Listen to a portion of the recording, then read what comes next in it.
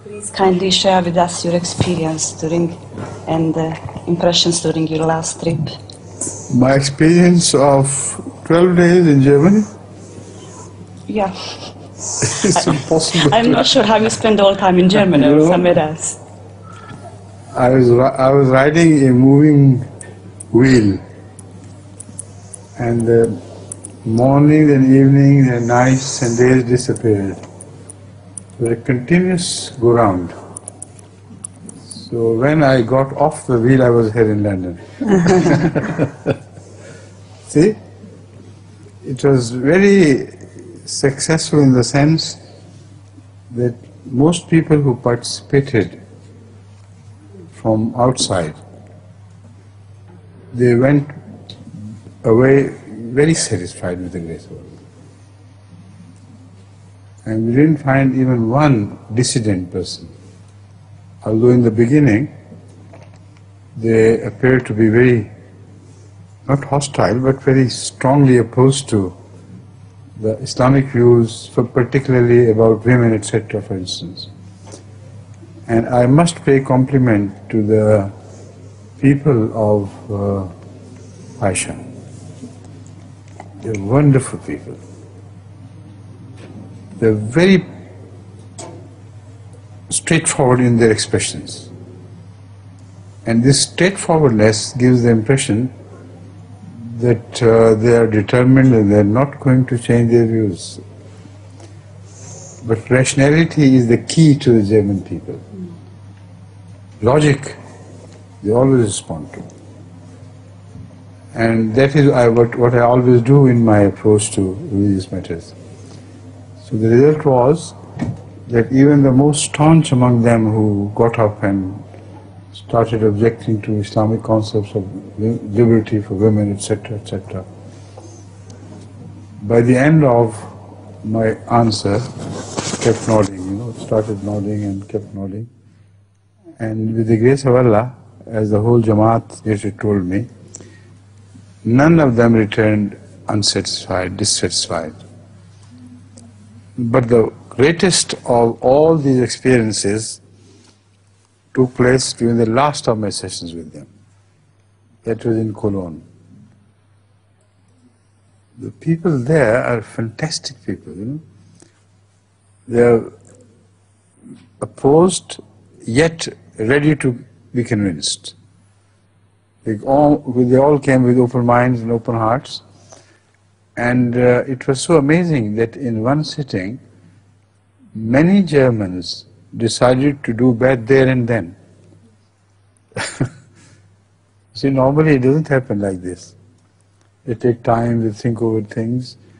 They're convinced of the rationality of Islam, but to take a step forward to become a part and parcel of Islam, this is something which poses many problems for them.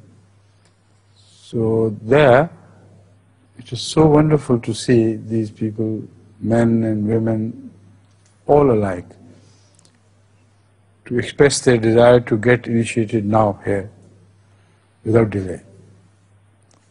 And Amir Sajjani was so happy. You should have seen his face radiating with pleasure.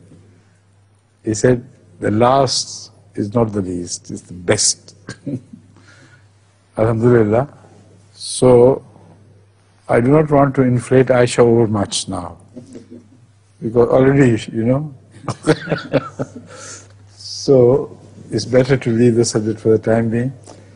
It is food for her thought for a long time, many days to come. She'll think and be very pleased with herself and her people back home in Germany. Right? But do not antagonize them. Never try to antagonize a German. They're as staunch in their hostility as they are in their friendship and good wishes. Right? Right. And you have got a clue, of course. Now, that was just about the guests who came. But my meetings with them only took place for an hour and two, maybe mostly around 2 hours. And the main task was my addresses to Ahmadis there. And Insar and Khudam, they were holding 2 separate ijtimaat. And many important administrative problems beset them, of which they did not know any answer. And both Ansar and Khudam needed boost in their activities, needed more confidence, so that they could convey the message without hesitance. So, with the grace of Allah, I think in this regard, the message was well received. And both Ansar and Khudam responded beautifully. The success of these meetings pays homage to their dedication to the cause of Islam. In such meetings, even small children brought their teachers, etc. During one of my last meetings in Frankfurt, one young girl, a small girl of 8 or so, she told me that she had brought many of her teachers. And all of them, she invited so many, all of them were adamant, no need, we're not interested in Islam, it's meaningless.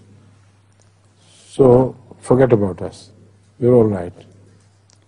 But because of her insistence, her innocence, some of them, 3 or 4, responded just for her sake and said, all right, little girl, because you are doing it, we are going for your sake and we will return as we are now, without any impression, without any influence, but we are doing it for your sake. So I said, but how did they return? He said, they returned completely transformed. She said, they thanked me and said in future, never forget us. And she was hopeful that these teachers will spread the word among all the teachers and tell them what they missed. So I suggested that you better give her an audio video as a gift and tell her to invite them to a party at school. They don't have to go out. And I can bear the expense for that party if you like. So that was our final understanding. But that is the example of only one girl.